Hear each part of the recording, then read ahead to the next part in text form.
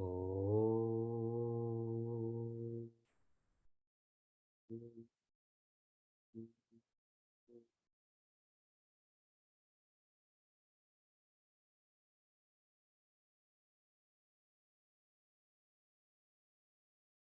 Oh.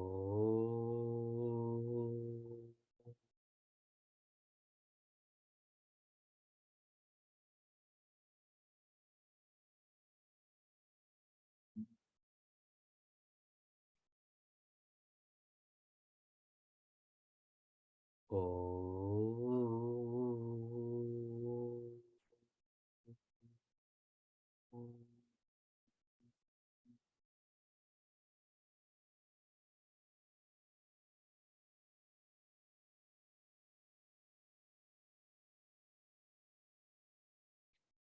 Hari Om, and welcome to our Prithvi Sevasanga workshop.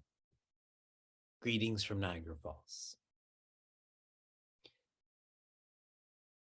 In the first half of this year, 2022, the Amazon rainforest, rain jungle in Brazil has been decimated more than ever since record keeping of such decimation has taken place has happened. If the Amazon rainforest could be compared to a body part of ours, or the body part of the world, it would be the lungs. Imagine your lungs have been hit harder than ever before. This is what is happening to the world. My favorite musicians, many of you know, is Pearl Jam. And they've always been vocal about encouraging people to vote. I remember in 2004 being in Grand Rapids, Michigan. Pearl Jam and a lot of other great artists like Bruce Springsteen, etc., they'd come together for a Vote for Change tour to change those who are setting up policy in America, particularly. And it was so special because you have this very influential group that's encouraging this grassroots movement. And how many people were part of this? I got to meet Tim Robbins there from Shawshank Redemption. Me and him were literally talking to each other. He was taking photographs of me. No. And as I reflect on this memory, it reminds me of what I've been studying and sharing in Srimad Bhagavatam, that in the period of selfishness, the asuras, those who have darkness inside, they disguise themselves as suras, as leaders who decide policy on the environment. If what I'm sharing is too far away, too abstract, let's bring it closer to home. On Friday, in Central California, a forest fire erupted.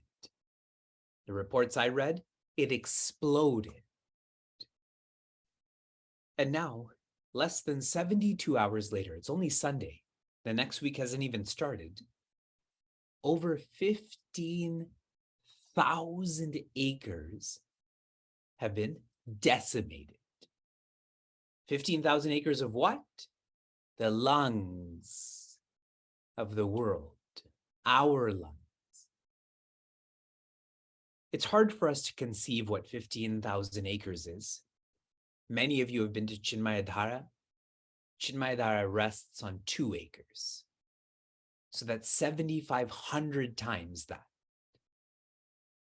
Chinmaya Hanuman is 5 acres, which means it's 3,000 times that. And what's so sad about this is that this fire is entirely uncontained. 3 more days from now, what will that number be? Al Gore, who many of you know from different projects, different responsibilities, has shared the survival of our civilization is at stake. Not the thriving, the basic survival of our civilization is at stake, whether Brazil or California. I've often reflected and shared with all of you, whenever we face a challenge, we really have 4 strategies to deal with this challenge. Pray, lead, engage, accept. In terms of prayer, what our community has done is created a beautiful icon of Devi Prithvi, our universal mother, and has shared that with all of you. All of you who have offered your generosity for our year-long courses, this was emailed to you to place at your altar, to pray to her every day, every moment. In reference to lead, we've been giving aims, action implementations of the month. This month, to assess your carbon footprint, your emissions when you travel. In terms of engage, for 6 months now, our own community members, our own professionals, and you'll get to hear one very soon, have been sharing insights into our environment, like how cool is it that we facilitated a workshop on food waste? We chant Annam na nindyat, that one should not criticize food, and we keep it verbal. We should not say this food tastes good or this food tastes bad, but food waste is me saying this food is bad without saying anything. Pray, lead, engage, accept. Sometimes when I think of our environment, I become emotional about what am I going to do? What am I going to do for me? What am I going to do for my family? What am I going to do for my community? And then I reflect on the teachings of Pujya Swami Chinmaya. Do your best and leave the rest.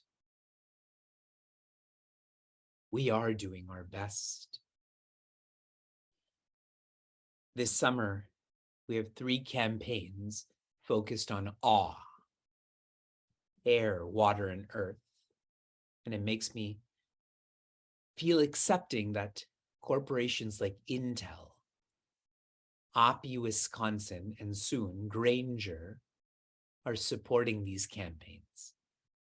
I hope by the end of the month, each of these campaigns has at least $10,000 in support from our community.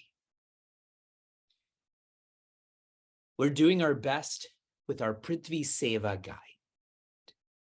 I was just told that over 225 seekers have downloaded this guide and are aspiring to follow this.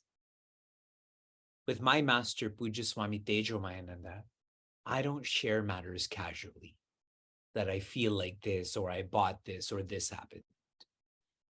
But our guide, I did share with him. The first version of our guide was shared with him because it's that important. What I'm trying to say, if I'm being unclear, is that I'm proud. I am proud of our community. I am proud of our crew. I'm proud of our team. I'm proud of everyone who's part of our Prithvi Sevasanga. Leaving Washington, D.C. twice this month, there was such excitement about Prithvi Sevasanga because finally there is a way that our community can channelize their resources, their time, and their effort. Thank you to all of you. When I become emotional about our environment, I think of you. I see you. I feel you. Pausing here, our crew will continue.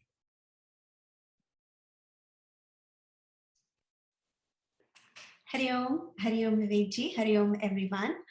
Really looking forward to learning about climate-friendly vacations, our topic for today, with our speaker, Prakash Pave. I want to make sure Prakash is spotlighted here so everybody can, okay. With Prakash Pave, an air quality research scientist at Duke University. He pursued his undergraduate course in environmental engineering science from UC Berkeley, and thereafter Prakash completed his master's and PhD degrees at Caltech, specializing in air pollution. He's also a college lecturer and environmental lobbyist. Prakash lives with his wife, Nita, who's here today, and 3 children in North Carolina, is involved with Chinmaya Mission Raleigh. They live an inspiring minimalist life, and I could probably go on and on sharing about his adventures and his life, but you guys would rather hear from Prakash. So without much further ado, over to Prakash.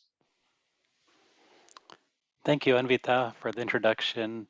Thank you, Vivekji, for your leadership in the Prithvi Sevasanga this year. It's been very inspiring to see what the team has put together and some of the excellent workshops that have been held and the thousands of trees planted and the Prithvi Seva guide. All that is fantastic. Today's topic, as we discussed, is going to be on climate-friendly vacations. And I have to say at the outset, I am not an expert on low-carbon tourism or low-carbon travel.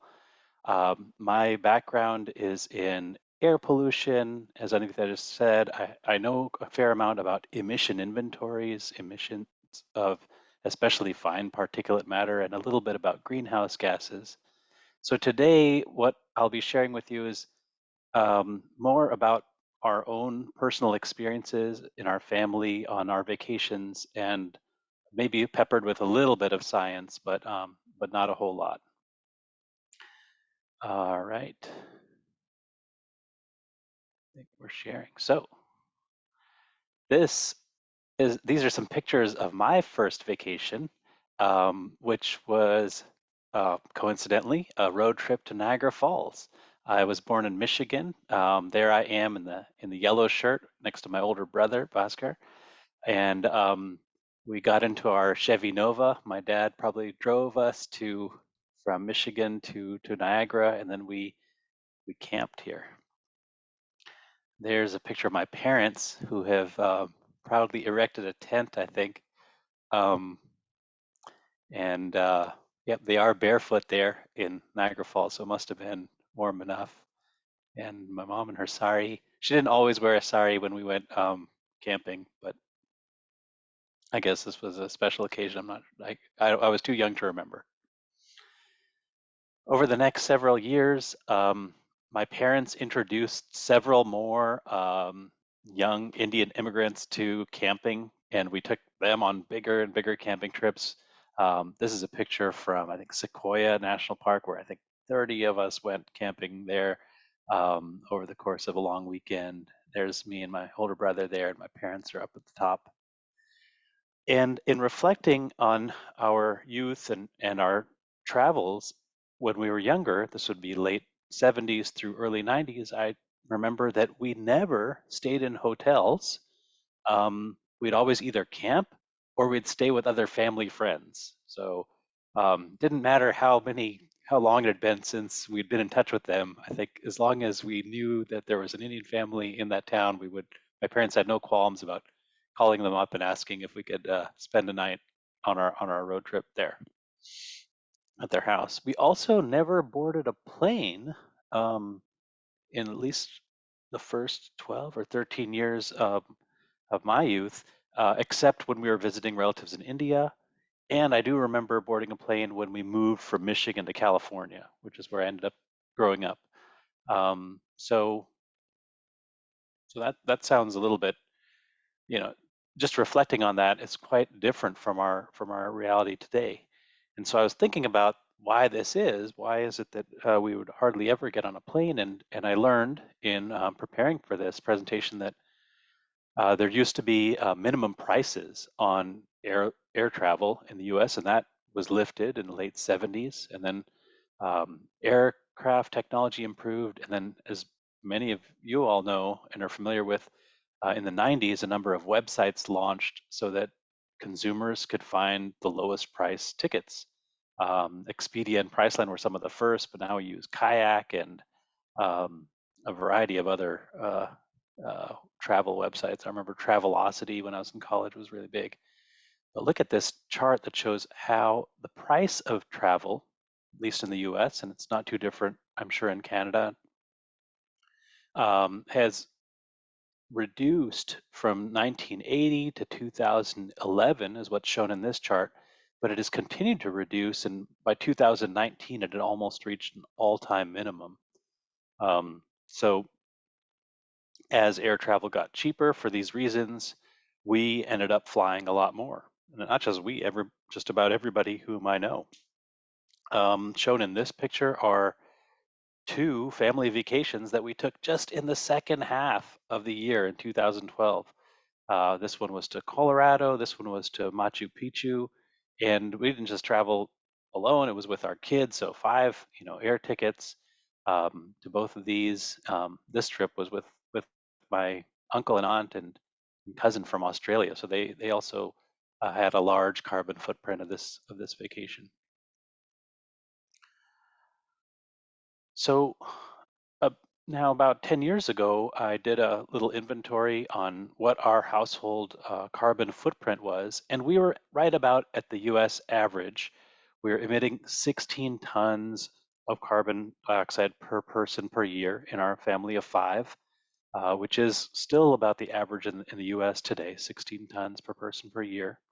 And just to put that into perspective, the global average right now is 4 tons per person, and where climate experts say we need to be is at about 2 tons per person per year for our CO2 emissions in order to avoid a 2-degree centigrade warming of the atmosphere, which is seen by many to be a really bright line. Many experts say we shouldn't even cross 1.5 degrees of warming on an average across the entire Earth.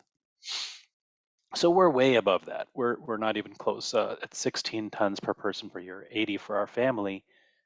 We recognize that we had a huge carbon footprint, and we didn't really see a good way out of this. In spite of, at the time, I was working for the U.S. EPA in their air pollution research division, and we were putting out documents about sustainable living and sustainable, the Green Book on sustainability, but we weren't really practicing what we were preaching because we had this huge carbon footprint ourselves.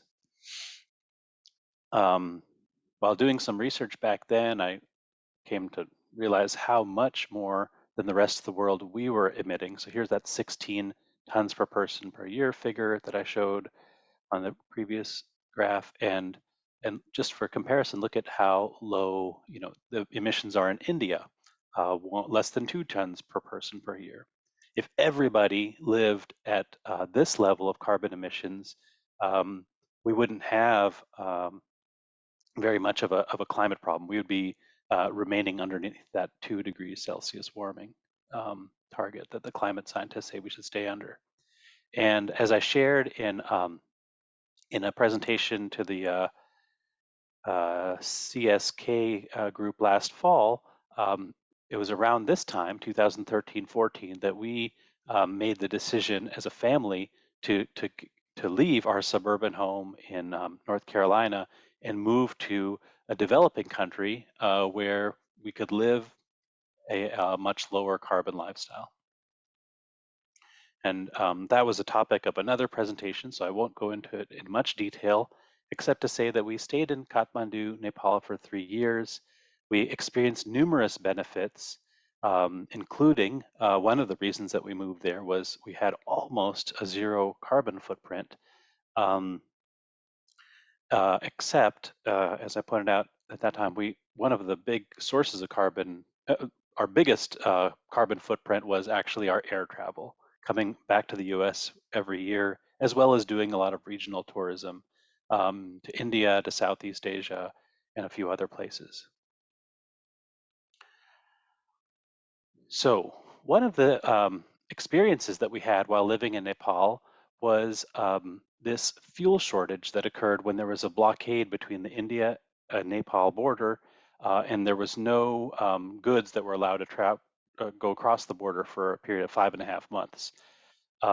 During the Nepali Christmas, which is called Dasai or Dasara, we would we had previously gone on treks. We had taken our whole family to the other side of Nepal, up into the mountains, and gone on 3, 4, 5 day treks in the Himalayas. But we had to rethink that plan because there wasn't enough fuel to get us from Kathmandu to the mountains. These are photographs from the newspaper back then. This is a row of fuel trucks lined up at the border, not being allowed to cross from India into Nepal. And this on the lower left is not a traffic jam. These are fuel lines. So on the sidewalk here are motorcycles waiting in triple file. So to move forward in the line to get to a gas station. This line was over 1 kilometer long, and then here's the line for four-wheelers. Depicted on the right side of this was one of the results of that fuel crisis. Since people couldn't drive their private vehicles, since there wasn't enough gas, buses were loaded 3 times of normal capacity, including, the entire inside of the bus was packed, and the roofs of the buses that had fuel to travel were covered with passengers. So obviously, realizing that we couldn't do our normal travel, we had to rethink our plans, and we ended up doing our first ever family cycling vacation. So there's our family 2015. Nita and all 3 kids, they were 6, 8, and 10 years old at the time, and we decided, instead of trying to drive, or because we had very, very little fuel in our car, we did a bicycle ride up to a hilltop, kind of like a B&B, a lodge called Namabuddha. I'll show some pictures from that ride. There's Nita leading our caravan. Sumant is not seen, he's right behind, and then Sajjan and Janani here. And here we are, we got on the highway, we started riding, we passed the airport, we were passed by a couple of these buses that were overloaded with passengers. These were passengers who were going back home for the Dasara holidays. Of course, we took a lot of breaks. I think you were having some Lay's chips, which were the kids' favorite back then. Here we are in an abandoned brickyard, having another snack break as a bus passed by, again covered with passengers. One of the benefits of this bike ride was we got to see things that we probably otherwise would have whizzed right by in our car, like this harvesting operation that was happening in a rural village in Nepal.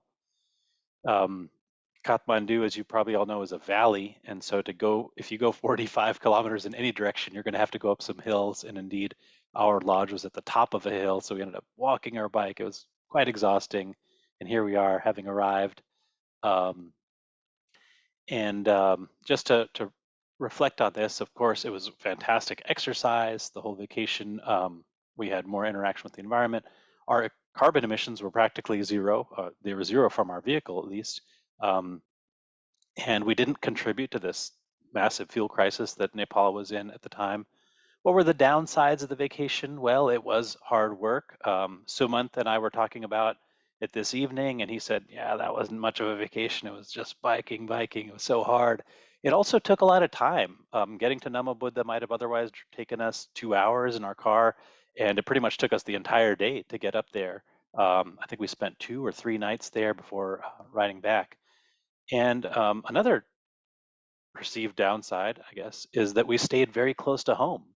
It wasn't as cool to talk at the time, it seemed much cooler to go back to after vacation and say to your friends, oh yeah, I went down to Kerala or Sri Lanka for my holidays, or to Dubai or whatever, Singapore. And this maybe didn't have that same appeal. A few years later, we returned to the U.S. And so, just to share one more thing about that carbon-free vacation wasn't, as you could tell, intentional. It was out of necessity, I guess. There was no fuel, but it did trigger us to have several other later carbon-free holidays or low-carbon holidays after returning to the U.S. It's a picture of our house in downtown Raleigh. We started off trying to have a very low carbon lifestyle with just one car. We eventually bought a second hybrid. Now our kids are teenagers and our daughter drives, so we're a 3-car family. So we're kind of growing in our carbon footprint that way. But as I shared in my previous talk to the CSK group, our carbon footprint is probably about as low as it could be without getting a whole lot of family resentment.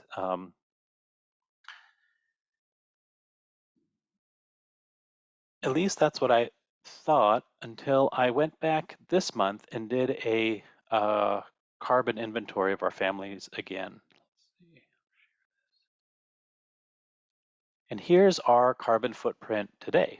Over the past year, we emitted just under 50 tons of CO2. That's down from 85 that we were emitting before we moved to Nepal. So we have managed to reduce the emissions from our home. We have a smaller house. These dashed lines, I should say, are for average homes in our zip code. And we're below average on goods and services and food and our house emissions, but we're way above average on travel. And of course, that's the topic of today. What are these travel emissions? Well, 8 tons of this CO2 was from driving our 3 vehicles. So if we were just emitting from our vehicles, we would be below average. The rest is from air travel. This is a little bit of a high estimate. I did a more detailed calculation, which you all can do if you go to the article on the Prithvi Sevasanga website that I submitted at the bottom, there are a number of references. And the second bullet is the most robust way of calculating the emissions from your air travel. And so I went through and I'll just show you that website. Oopsies. I think I stopped my share. There we go. Here's that website, the UN's United Nations Carbon Emissions Calculator. It's very easy to use. You can plug in, for example, if I wanted to fly from RDU to Niagara. What's the nearest airport in Niagara? I don't know. Shoot. Okay, I'll just put in Toronto, Canada. I could just compute the emissions from that. My individual emissions would be 250 kilograms of CO2, so a quarter of a ton. Remember, we want to aim to be just 2 tons per year. So if I do 8 round trip flights to see Vivekji in a year, I'll have exceeded my quota for the year of carbon emissions. But I just wanted to show that resource to everybody. Other really useful one is the carbon footprint of tourism, which is where the graph from the article from this month came from. But there's also a number of other very useful resources in here, including not just how much does our flight contribute to the carbon emissions, but also where you stay, right? Camping, the way that we did when we were younger, had essentially no carbon emissions other than the campfire that we would burn some wood in.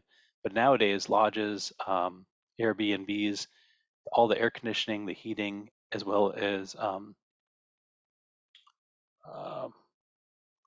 the food that you have while on vacation, they're all contributing to the carbon emissions, the souvenirs that you buy, and so forth. Rather than have, let's see, did I respond?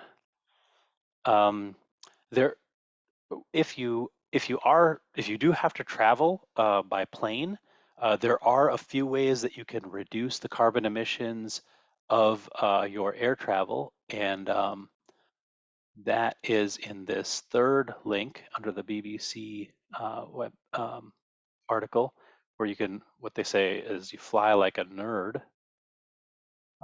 meaning fly in newer aircraft, choosing economy seats rather than first class or business class, trying to fly in regular size regional jets, avoiding the very large aircraft that had 4 engines, or very small like private jets, and also fly direct, because the bulk of our emissions when we fly comes from takeoff. And so if you have 2 layovers, let's say for us to get from North Carolina to California, as opposed to a direct flight to LA or to San Francisco, we can significantly reduce our emissions by choosing what sometimes is the more expensive ticket, but the more direct one does indeed have less carbon emissions. In my last few minutes, I wanted to um, give my nephew a chance to talk about some of the low carbon vacations that he and his family, so that's my brother's family, have made, and some of the other benefits that they've experienced beyond the carbon emission reductions. So let me turn it over to Akash.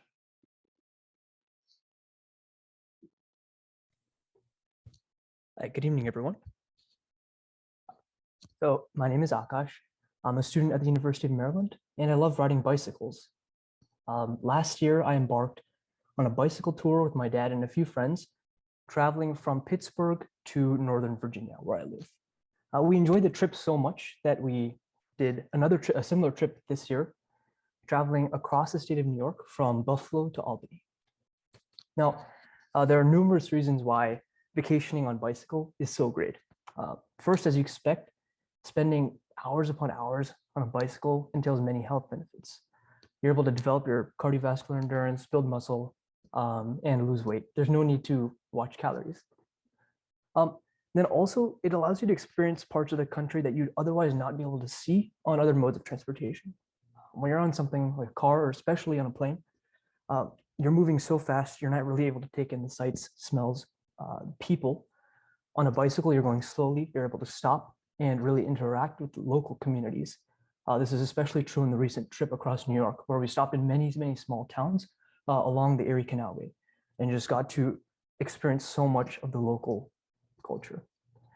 And then also, this is kind of an unexpected benefit, but it makes sense in hindsight, is because you're expending so much energy throughout the day, the night's sleep feels amazing. Like I never get that sort of quality of sleep. You're able to sleep through the whole night, wake up feeling great.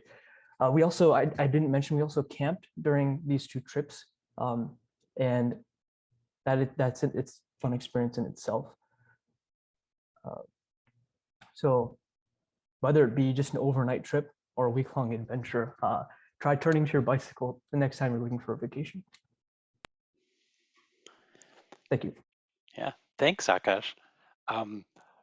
Now, Akash and his dad are much better cyclists than me or any of my family members. In fact, he's now on the cycling club team at University of Maryland.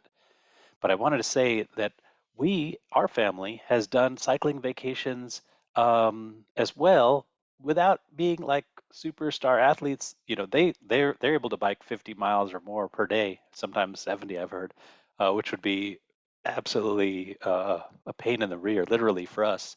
But we've managed these bike vacations. We did one in Vermont that was 12 days, where we rode for a day and then spent a day sightseeing, and then rode for another day and spent a day sightseeing. And then in this manner, we might have covered just over 200 miles in 12 days, but we didn't have our car, a car with us. We didn't rent a car at all on that trip. We just rented 5 bicycles and rode around. So we could talk about the benefits of road trips, of bike trips, of staycations, of hiking nearby as a vacation. But now what we wanted to do was, for the dynamic portion of this workshop today, is to move into breakout rooms, where I'd like for everybody to discuss ways that you could reduce the carbon footprint of your own family vacations. And if you've done the action to implement the aim for this month, if you've taken an action this summer to reduce your carbon footprint, you get to share first. We want to hear from those who've taken the action. And then as I think we have 10 minutes of breakout time, and then we will come back to this room at the if you have some neat experiences that you want to share from your breakout room, we'll ask that you type them in the chat, but don't hit return while you're in the breakout room. When you come back to the main room, if you hit enter, then we'll all be able to see the notes that you've taken in your breakout discussions. So with that, I will join the breakout room. Here we are. Click the blue button.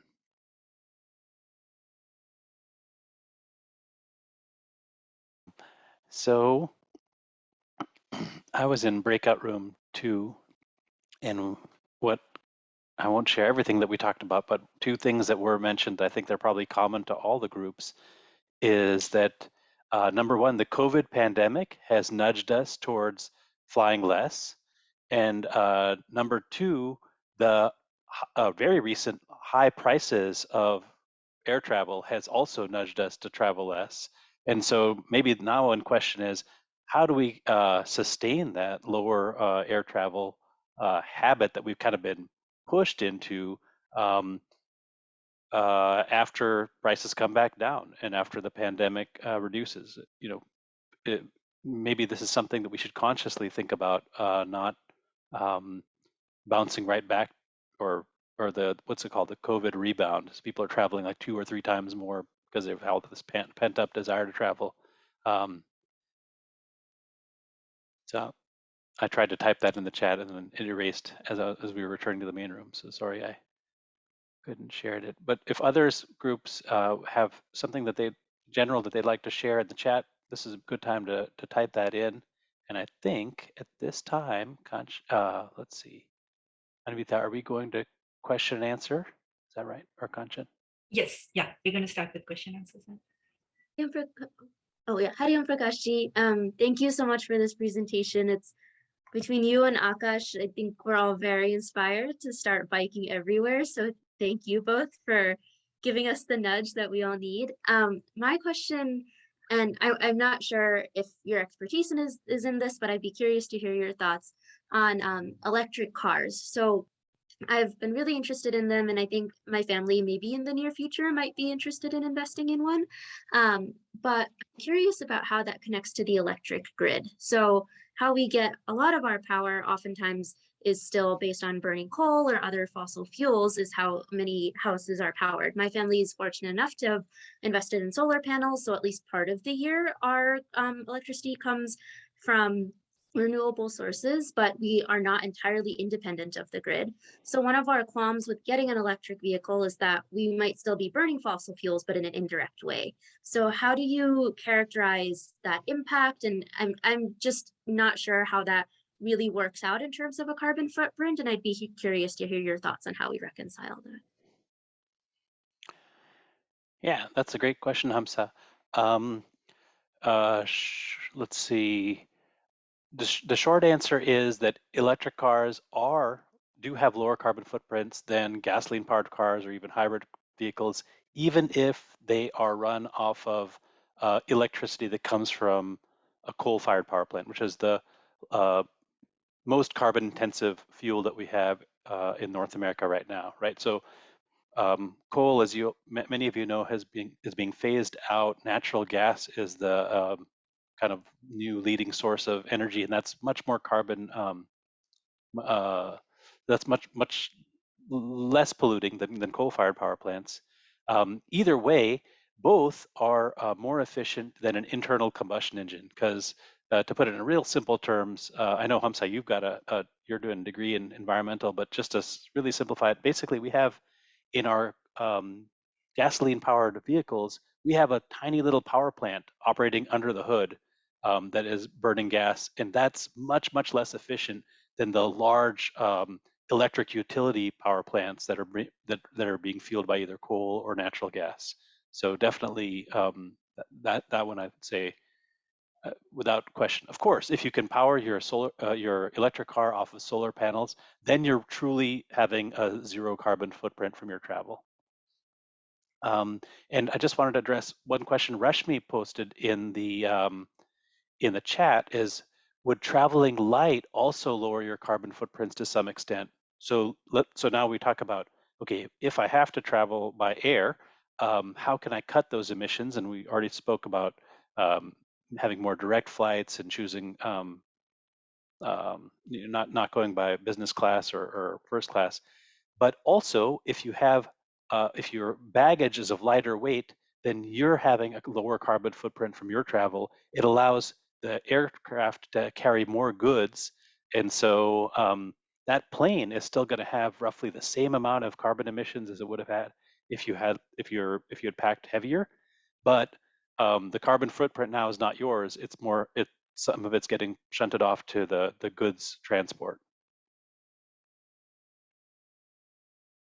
So good questions because they actually are something that I could answer in a somewhat educated way. Let's see.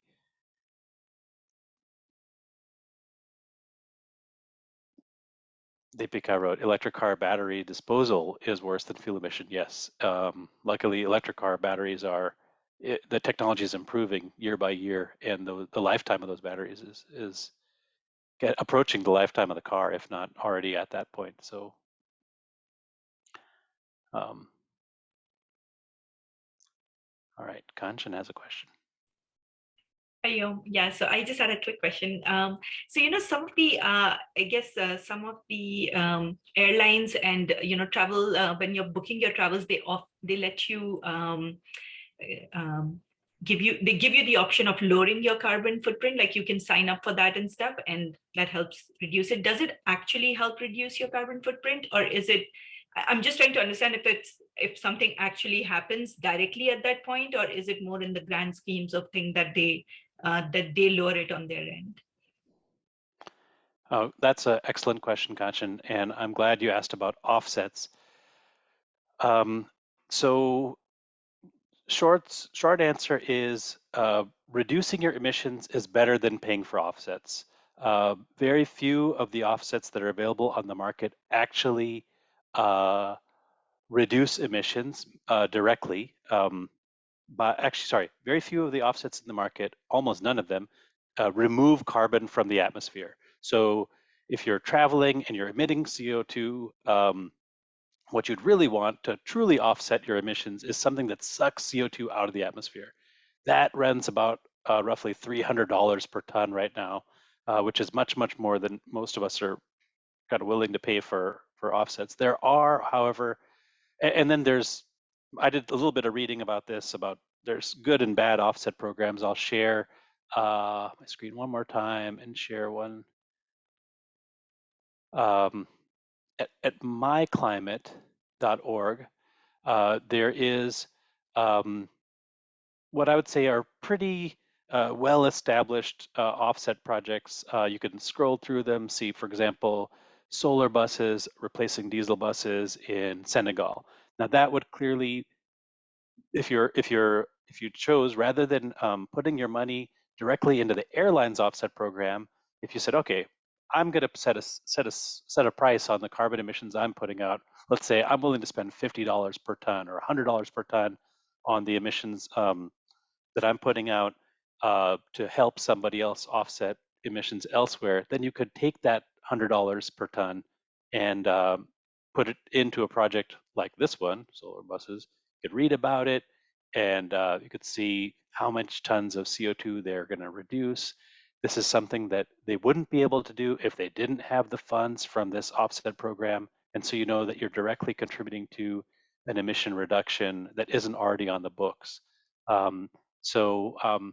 There are a lot of offset programs out there. I don't claim to be an expert on all of them, but I do believe that this is one of the ones that a lot of climate experts are pointing to, saying that this is the legit one, perhaps a little bit more effective than the commercially run offset programs that you can get just by clicking on a box in Expedia or Kayak.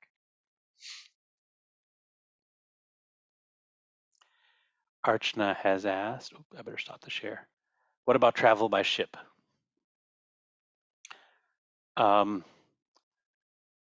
Okay, the jury is out on that, but there are, here, share an article that Rita shared with me this morning.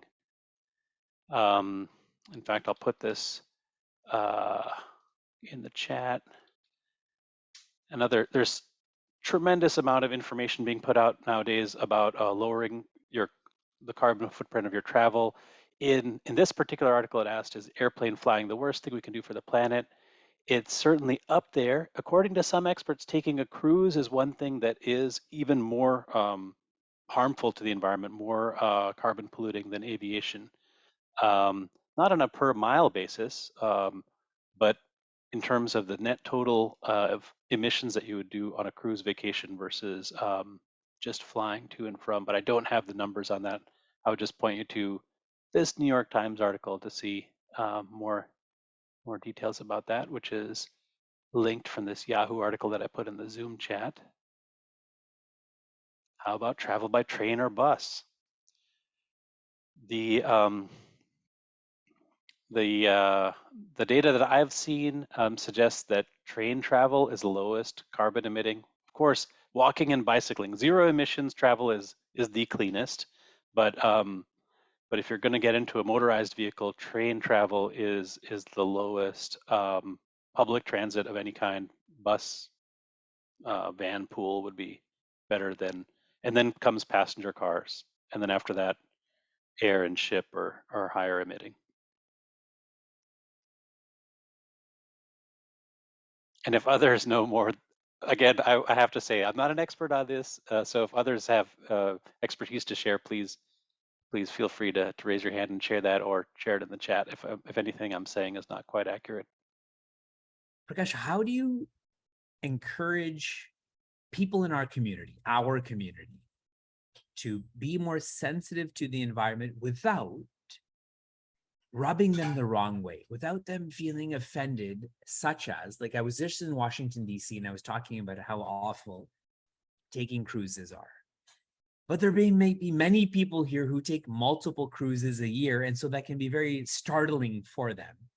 So how would you share such an insight in a very, I don't know, relatable or approachable way? Now I'm way outside of my area of expertise. You're asking an engineer. No, I would defer to others in the audience who've had success in that regard. I myself will say that next year is my parents' 50th wedding anniversary, and one thing that my dad and Akash's grandfather has wanted to do is go on a cruise to Alaska. My parents, I don't think they've ever been on a cruise, but that was one thing that was kind of on their bucket list. I'm willing to go along with it. I'm willing to put aside, that I haven't been on a cruise yet myself, but for this one event, it would seem like, yeah, I could do that. For folks that do cruises a lot,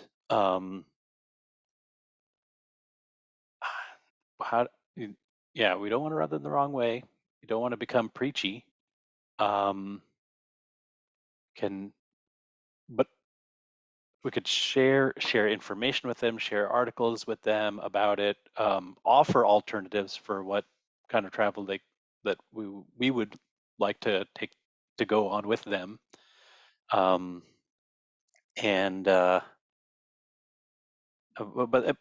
I think we want to lead by example in this one, right? We do our best, leave the rest, and thankfully, we see in the media is there is an increasing amount of awareness just going on around us. 7 years ago, I didn't even realize that my carbon footprint was being dominated by air travel.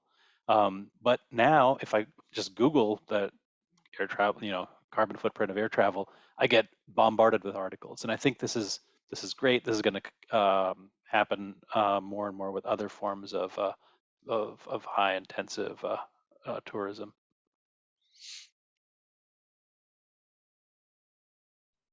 Right on, Prakash. Your relatability is powerful, and many are sharing their thoughts in the chat also. For the sake of humble bragging, I do want everyone to know that we started using Zoom in 2016. Travel decreased significantly through that, yet the quality of our interaction did not, correct? So the implication of what I'm saying is take virtual vacations. That's what I'm that's the implication of my point. And who's got the next question?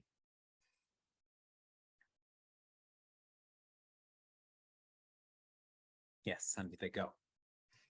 So, Prakash, I wanted to ask, what about the other aspects of vacationing? Lodging, food choices, you mentioned shopping.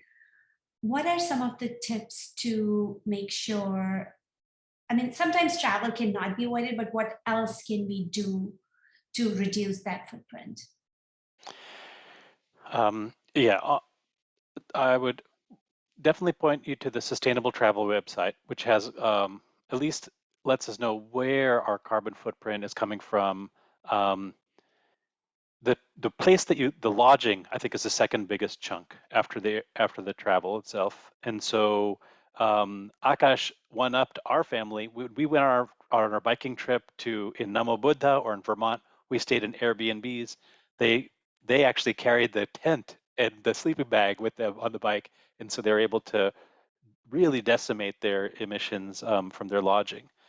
One more tip that I'll share is we often buy souvenirs when we're traveling, and the carbon footprint of some of those souvenir productions can be very high.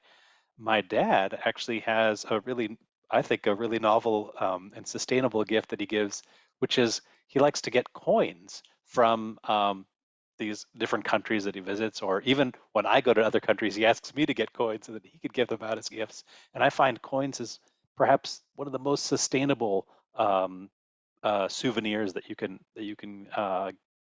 bring back and give. I was wondering the aims. I'm like, oh, I'm not going to go through that calculator and figure this out.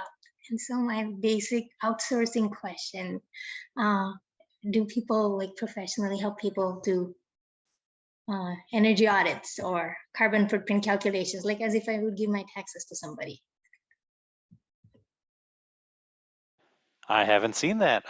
Anybody know? That could be a nice small business. I bet any of the youngsters in our audience that you could do that as a kind of like my kids could make money off of walking the neighbor's dog. We could add this to their list, because the calculators are hard to use the first time, and then it gets easier each time after that, each subsequent time. So it could be a cool business. And quick side comment, I'm remembering some workshop Vegji had done on braiding bluegrass, I believe, and it had a lot of canoeing vacations that families took all across New York Canal. So Akash, one another option. So. And I'm just going to repost something that Julie wrote in the chat, which I totally 100% agree with. She writes, I wonder why traveling to faraway places became a sign of prestige. I touched on this too in our example when we wrote down Namo Buddha and back. We didn't have a cool destination that we could share with our friends, or our kids could share with their classmates. I think, but right now we've got high flight prices on our side. We've got COVID pandemic limiting our travel on our side. This is our chance. If there's ever a time to make low carbon travel more cool, this is the time, because all the economic and health factors are in our court. I see your hand up. Thank you, Prakashi. I have a number of other questions, but because I've already asked one, I'll hold off for now. But I just had a comment with regards to what Juiji had mentioned. I know years ago, we had a home energy audit done on our home professionally, where there was a local, they might have been an HVAC company or something that was offering this service, where they would test the efficiency of your windows, doors, and just the general operations of your home and would tell you whether you are operating within, above, or below the average of your neighborhood in terms of the efficiency of your home. It's not exactly a carbon footprint, but it definitely helped us assess where we were. And I think also when our family got solar panels, they did a similar assessment to gauge how many solar panels we needed. So both of those definitely helped us get a better idea. But I mean, I don't know of any services that particularly calculate a carbon footprint like the resources Prakash had shared, but that was something that we had done years ago. Rita says that utility companies do energy audits. When I calculated my carbon footprint, I went on our electric bill as well as the website for the electric bill and was able to find, with just a few clicks of the mouse after I logged in, was able to find the average number of kilowatt hours that I used per month. And then there are the conversion factors in these carbon calculators that convert it from kilowatt hours or therms in case of natural gas bill to carbon footprint. I'm not saying that it's not a cinch, it's not, but it isn't as difficult as it used to be. These carbon calculators keep getting easier and easier to use. Duke Power also does a nice comparison every couple of months. They send out, this is how much electricity you're using compared to the average home in your neighborhood compared to the average home in your state. And so the utility companies have started to make it a lot easier for us. I mean, this is part of their greenwashing on one hand. This is that they're delaying actually changing their source of energy to and showing these as ways that they are they're climate friendly. But if people use it, I guess it does have some effect. But I think that the impact that it's having on carbon emissions is definitely overstated by the utility companies. I do have two other questions that if you have time, would love to ask, but. Okay, I'll give it a try. Go for it. Okay. The first is with regard to food. So one thing I've thought a lot about is being Indian in America, or even in North America in general. My family, and I think in general, I rely a lot on imported food. So, things that we find in an Indian store, or maybe things that are shipped from long distances.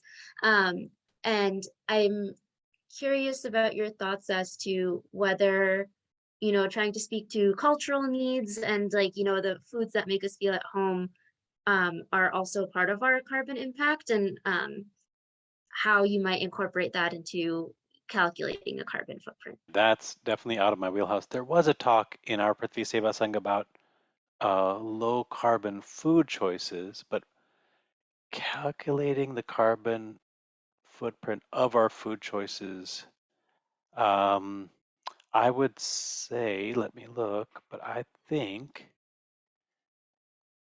at least for my family, the emissions from our food were really on the low end compared to, let's see, travel dominated. And I don't think that we're very different from most in that regard. But yeah, food choices you could.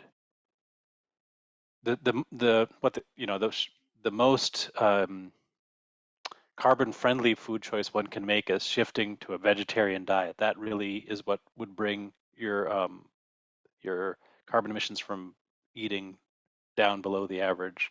I think choosing food that has traveled fewer miles from where it was harvested is a second order effect.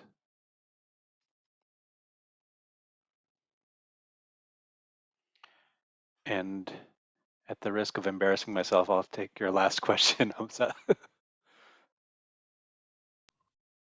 Thank you. I'm sorry to be so inquisitive this late at night. My last question is kind of related to your advocacy work as a lobbyist, because we mentioned that economy seats on planes, like flying is probably one of the more efficient ways to travel on a plane. But I've done some research on the airline industry because I find it interesting, and I've found that first class and business class seats are the most profitable because they come with higher price tags and more services. So I'm curious as to how we engage with, airline corporations to maybe shift their thinking on how, first class and business class have this, like Juiji mentioned, this prestige, this like high class association with them, when in fact they are higher impact. But yeah, just how would you potentially engage a corporate interest on something like that? So the lobbying work that I've been doing with Citizens Climate Lobby doesn't address that issue directly. There are other organizations that are really looking at the carbon footprint of air travel and trying to reduce it. The group that I have interacted with was ICCT. I'll just put it in the chat here. They are probably doing the most effective lobbying at the international level, because a lot of the really high carbon emissions from first class flights are definitely our long haul flights. ICCT, what does that stand for? Somebody would have to Google it to let me know. But yeah, that isn't something I know a lot about directly. Sorry, Hamza. But these are great topics for future Prithvi Sevasangs, aren't they, Rita? I really like this idea of just how do you make this air travel and ship travel less cool? How do you make, I think Akash today sharing with us his bike ride sounded really cool to me. And I think it sounded a lot cool to the folks in my breakout room. So probably we have to talk about it more and maybe even pitch it in getting out of there's this two-dimensional paradigm that we all have been kind of compelled into using, which is whenever we're making a decision about a purchase, whether it be for travel or goods or services, we think about the cost and we think about the convenience that it would provide to us. And if we just stay in that two-dimensional paradigm, we completely lose sight of the environmental impact. And we really need to add that third dimension. The way that climate scientists and policymakers are thinking about it is to put a price on the carbon. And so basically collapsing that three dimensions, that third dimension of the climate, onto a two-dimensional plane by saying, okay, there's a social cost of carbon, whether that be $30 a ton or $100 a ton, or even higher, and then use that to make your decisions about purchasing. And so that's something I think we can do at an individual level and say, you know what, that vacation that I just went on, it actually, it's saved me so much money because the carbon emissions from it were so much less. And if I had gone on that higher carbon emission vacation, I would have had to pay $100 a ton in offsets. I would have had to give more to the WWF charity that our Prithvi Sevasanga community is doing. And so if we can get to the stage where we're factoring in the climate cost into our purchasing decisions, and then we can talk about that with others, like Akash talked with us today about his bike ride, then we've made a giant leap forward. Thanks a lot, Prakash. What we'll do for now is we'll just close, just in the interest of time. We'll close for now. And I just wanted to bring up one quick announcement. So Vivekji already brought it up in the beginning of this workshop. So as a community, we've raised or created what is called Prithvi Seva Guide. The links of that is in the chat, and it's a very tactile and practical guide in terms of things that you can do in your centers, in your community, to actually help our Mother Earth. And it is available for download, so you just have to sign up and you would be able to download that. In addition to that, we are also supporting the wild, I'll put the link for that as well once again. Sorry. Kanchan, it's in there. It's in the chat. Oh, you're putting it. Okay, sorry. Thanks. So we are doing the World Wildlife Funds for support for saving tigers and elephants in India. So please do help. If you do want to support the guide and want to support the environment, you can definitely help us there. than that, we will close. So Vivekji, if Vivekji would like to close. I was just sharing with Sheila. We were listening to the whole sharing by Prakash and everyone about how stark this is compared to our ordinary understanding, particularly with flying and taking cruises.